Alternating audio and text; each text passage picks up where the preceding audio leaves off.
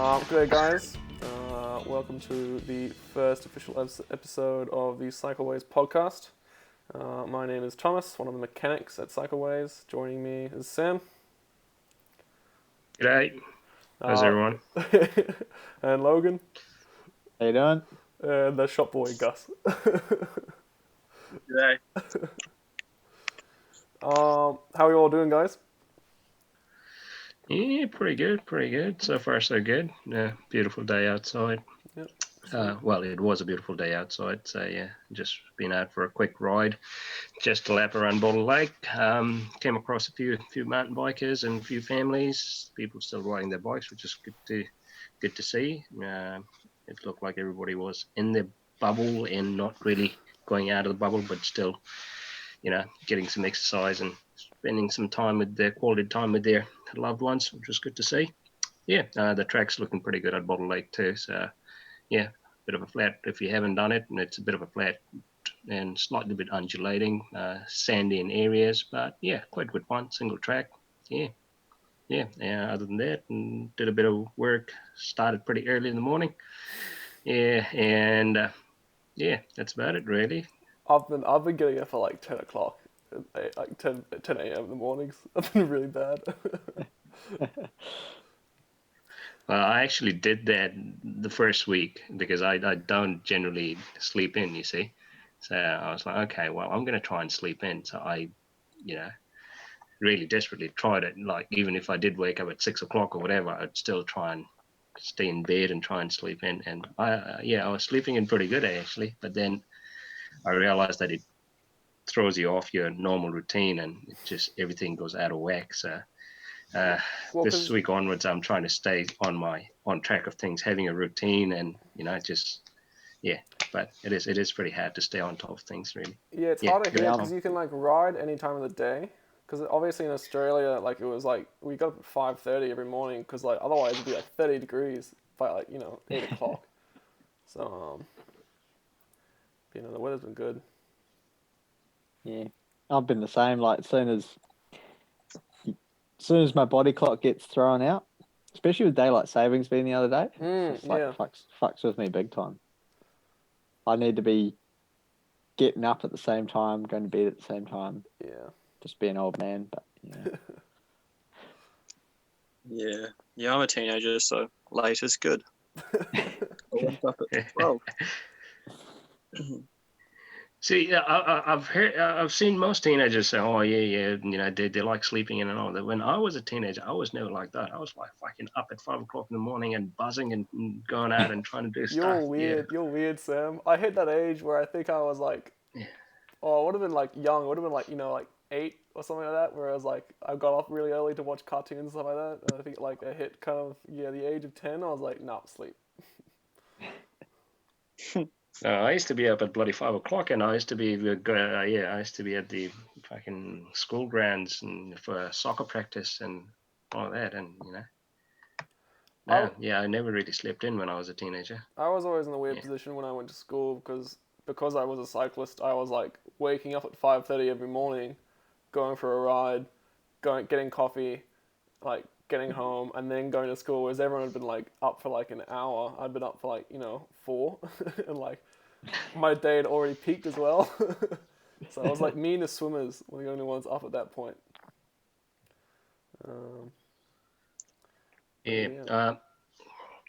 Right, so should we talk about a topic? So gravel, very broad term. It's getting thrown around a lot. I think it's something that's here to stay. I think a lot of people thought it was a fad, but personally, I think it's been a while now. But I think it definitely is here to stay.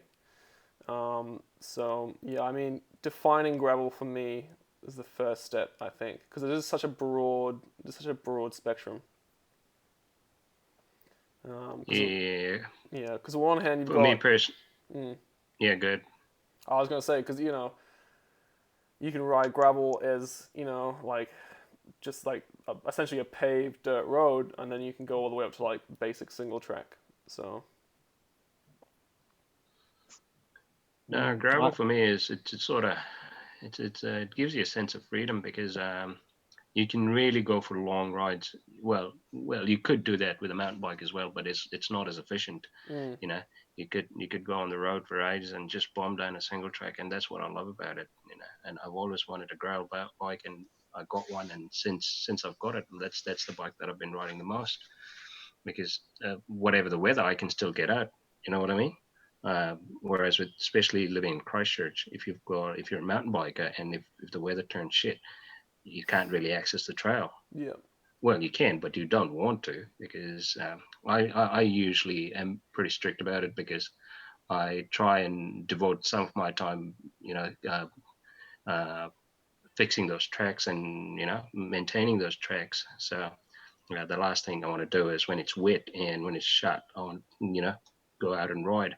So on days like those, if you've got a gravel bike, you just get out on the road, and most of the time, if you go to Bottle Lake is, no matter what the weather is, always open. So you've got a bit of an off-road terrain, and so it just opens up a whole new opportunity of where you can ride. And of course, riding single track and off-road needs a little bit of skill, and I think that's just part of the fun, really. Like the other day, I was coming down Anaconda, and I absolutely loved it. Yeah.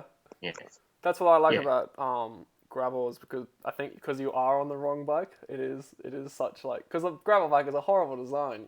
It's like you've got it's just it's just the worst of everything essentially. But because of that, it is so much more fun because you are so under equipped. But in saying that, in terms of equipment, I was just not so long ago, I think it was one of the bikes on Bike Magazine. I can't remember what Bike Magazine, and they would no, it was on YouTube actually. So it was this guy was testing out forks that's designed for gravel bikes. Mm. All right, he's a big fan of gravel, and he's always been riding gravel bad, and he's based in UK. So going out in winter and dirt track, slippery and all of that, and he bought these forks, put them on, and he absolutely loved them. To me, well, I don't know. It's if I were to put forks on there and make it more enjoyable, I'd rather ride a mountain bike. Yeah, I think having a rigid fork is part of the fun. And I've seen some of those bikes which actually has a full suspension, suspension at the back as well. So if you go to that extent, I reckon you might as well have a mountain bike, a hardtail mountain bike, or something rather. That's what dropper post. Dropper post. I see some gravel bikes have dropper post, and I think it's got a place. Dropper post, you go down some steep terrain, and if you have the dropper post, man, it does make a huge difference. How much control you have over the bike.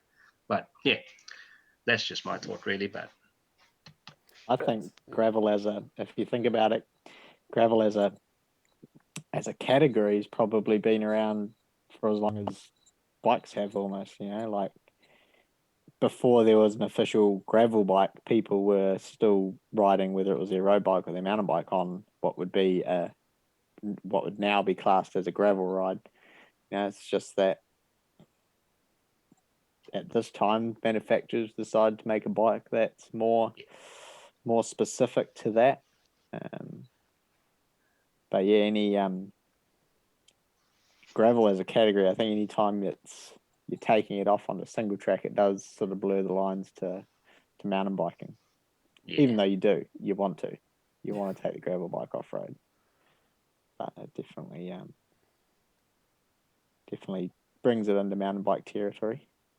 That's the thing, because it's so easy to like riding a road bike, you kind of realize I could start to dabble in gravel, and then once you get a gravel bike, you start to kind of realize that I can kind of start to dabble on some mountain biking. So maybe it's just the full progression until you get to downhill.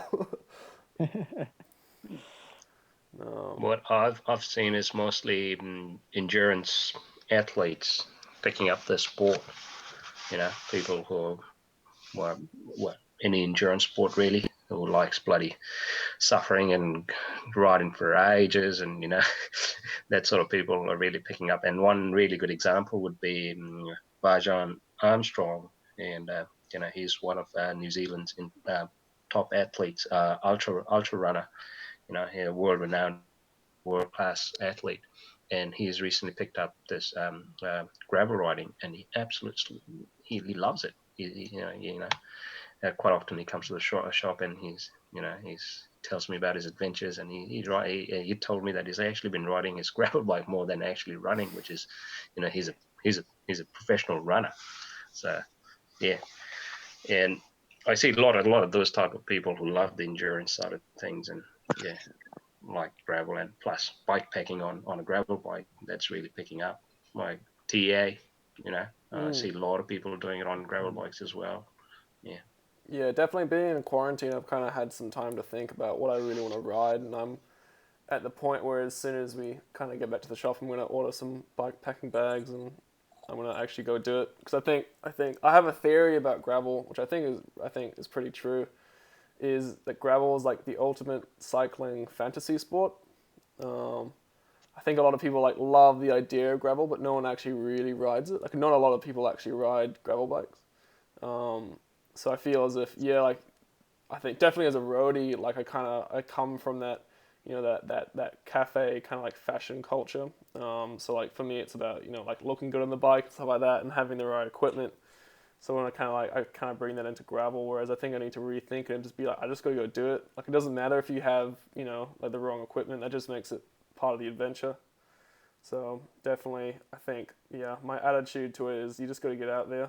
Just gotta do it, even if you're on the wrong bike, because that's when the fun comes in. Yeah. They're definitely bikes that are built for adventures, eh? Yeah, It's kind of the key premise of them. Just the simplicity of it. Like, that's what drew me to a gravel bike. The fact that I didn't have to worry about a suspension fork. Like, it was just like one by, super simple, rigid frame. There's nothing like that can break. It's like a fixed gear, really. They're just really good bikes to have fun on.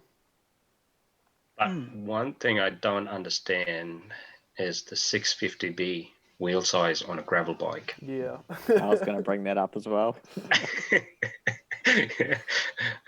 Well, I don't know. I suppose it's just me. If it's a gravel bike, I would want slightly bigger wheel size that rolls a bit better and all of that. And especially if you're doing really long distance, endurance or bike packing missions. I think for me personally, I run a 650B setup, but my bike came stock with that. And honestly, I'd probably go for a 700C wheel set. But I think that if I do end up loading it up, having that the larger volume of a tire it's so worth it.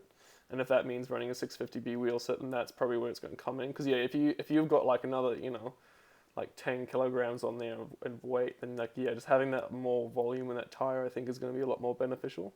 And then if you're running that bigger tire, then you've essentially got the same circumference. It's just more tire and less rim.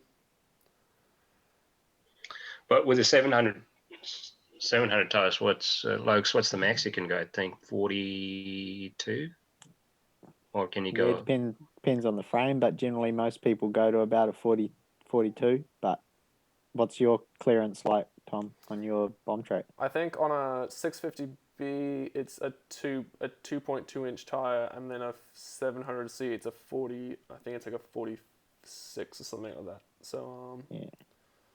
I definitely Jace's Richie's about the same. Yeah. As well. Yeah. I think it's like to run 650B, you should be running a specific frame. Like, don't just run like a standard like cyclocross frame and chuck some 650Bs, because you probably won't even get a larger tire on there, and then you're just running a smaller wheel set. It's just the geometry will all be off.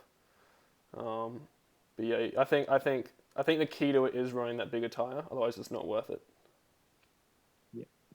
I guess it comes down, like, that's the thing about a gravel bike or a gravel category, is its versatility. So they can design a bike that can take the two wheel sizes, even if the 650 seems a silly size for pure gravel, like gravel grinding type scenario. But if you can design a frame to take one, then when it comes to doing the bike packing setups, or if you've got a gravel bike for the purpose of riding more mountain bike tracks, like if you're a mountain biker buying a gravel bike to be a hardtail mountain bike, essentially, maybe.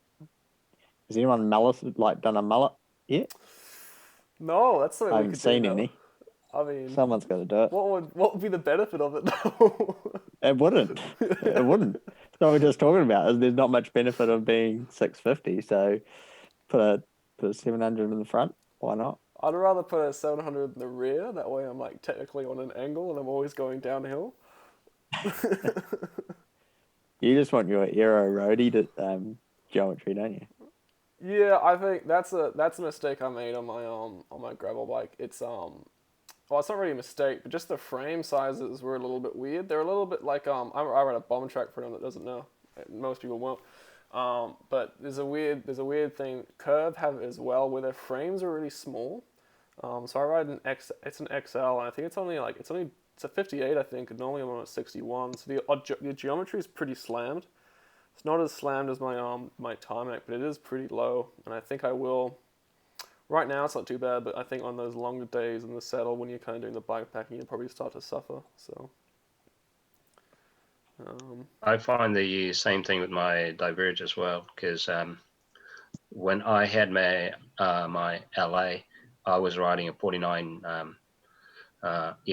frame, but then Diverge 49 frame was just, I found myself too crunched, so I went for a 52, which is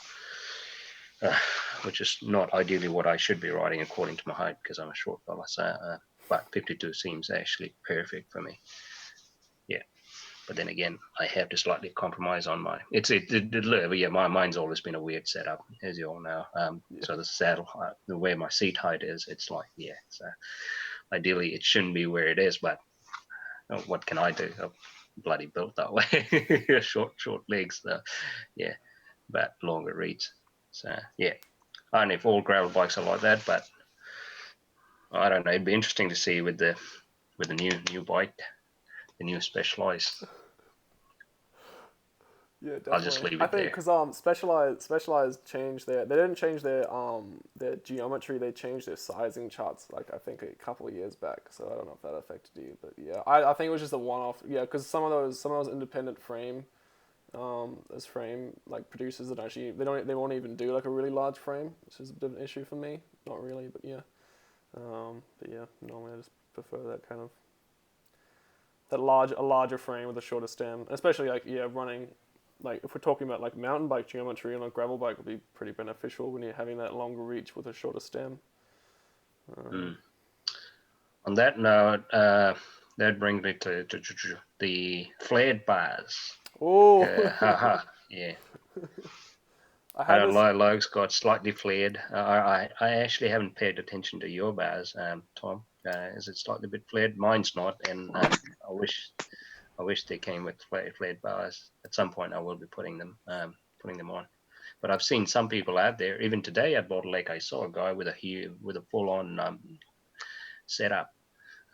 He had his whole bike packing kit with saddle bags and frame bags, and I couldn't really. He was so loaded up, I couldn't really tell what bike brand it was. But he had his handlebars were wide ass, and it was really flaring out. And I was like, "Geez, yeah." So have you seen they're made by Curve. They're called the warmer bars, and I think they're the width to the middle of the hood I think is like 70 something centimeters.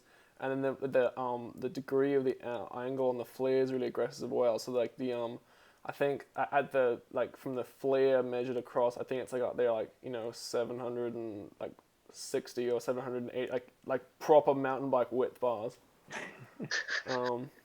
So to answer your question, I do run flared bars. So I run a 44 on my gravel bike, which is just what came in stock, but I really loved it.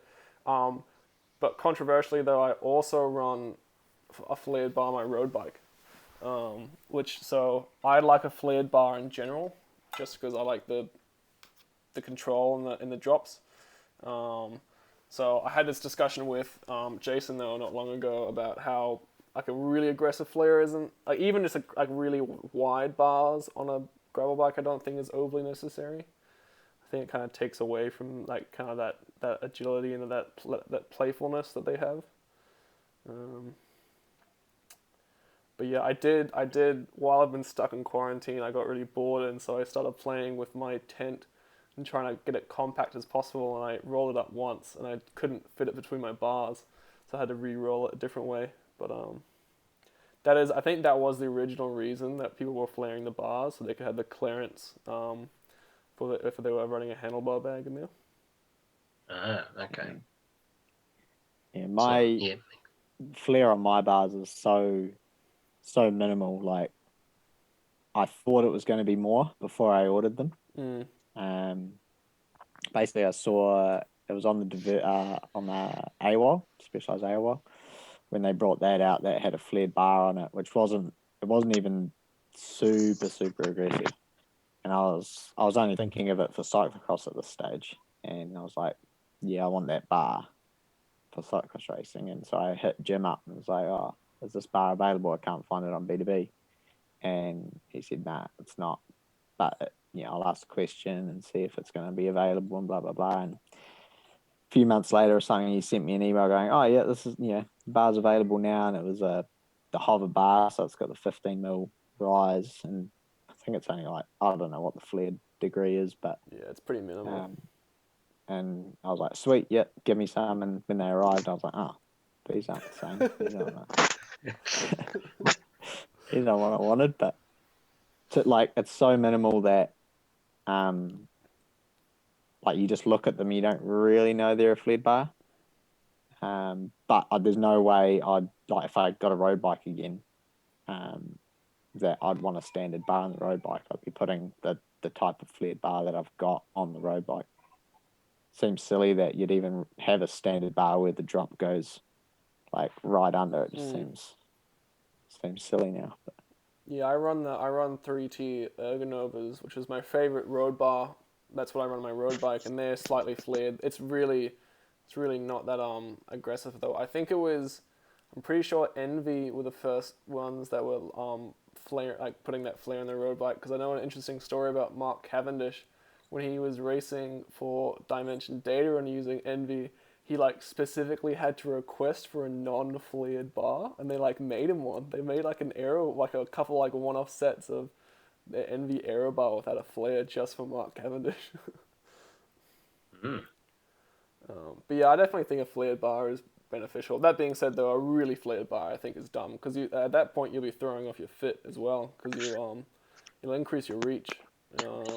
Well, it won't increase your reach, but it'll increase the theoretical reach of how kind of far you're reaching. So, yeah. Yeah. I wouldn't imagine there'd be many gravel riders using the drops much, to be honest. It's more so when you take the gravel bike on a mountain bike track, actually going down a descent, and you're looking for more braking control, but you don't want your weight to be so far forward. So again, maybe it's where the gravel bike's blurring the lines to the mountain bike scene. You want more flare. This is hard for me to talk about because I've got so much money put into it. I love my gravel bike so much. Sometimes I kind of regret not buying a hardtail mountain bike. I just think it took me a very long time to come to. I always knew it, but it kind of took me a while to kind of come to terms with it. But I just think that you can do everything you can on a hardtail mountain bike that you can do on a gravel bike, and so much more. So there are some trails that I kind of ride, and I think, just an alloy hardtail, just an entry-level alloy hardtail would be so much better right now. But yeah, then I look at my flared bars, I thought they look pretty sweet. What about you, Angus? I saw someone today actually on a gravel bike coming down Bowenvale, so our downhill tracks. People do it. Yeah, and we've seen Tom do a bit, haven't we? Oh, yeah. Tom's gone pretty extreme. Yeah, man's hitting the seesaw and over the root sections and things. But yeah, I think you can do quite a bit with them. But you're right, most of the stuff you can do with a gravel bike, you could do with a hardtail. But I think it's just what you're comfortable on and where you come from. I feel like most roadies would probably be more comfortable on a gravel bike than a hardtail. But sooner or later, you probably end up on a hardtail. Yeah.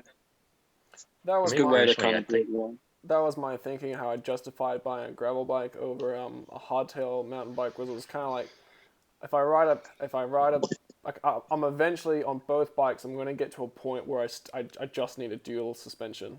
So it's kind of like I may as well buy a gravel bike and kind of like focus on more than what I want to do, and then I'll probably hit that point sooner. But whereas if I was riding like a hardtail, like maybe I could start looking at doing some proper mountain bike trails. But eventually, I'm still going to need to buy a dual suspension.